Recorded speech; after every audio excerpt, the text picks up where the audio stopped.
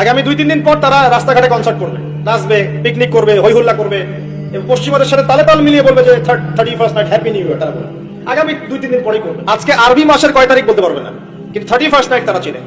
তারা লাইলাতুল কদর চিনে না, 31st নাইট চিনে। আপনি কোন প্রজন্ম তৈরি করছেন? খ্রিস্টপূর্ব প্রায় 46 সালের দিকে জুলিয়াস সিজার নামে এক ব্যক্তি ছিল, যে আসলে সিজার নামক এক দেবতার উপাসনা করত।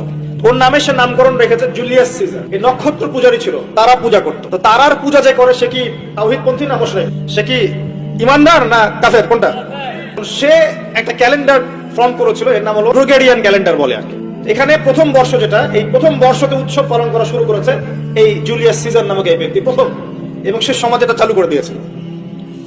এরপরে প্রায় খ্রিস্টের জন্মের 800 বছরের দিকে পারস্যের এক সম্রাট ছিল, তার নাম ছিল মনে হয় জামশিদ। সে আবার এরকম বর্ষ বরণের জন্য একটা মানে উৎসবের আয়োজন করে, তার নাম দিয়েছিল নওরোজ, মানে বর্ষ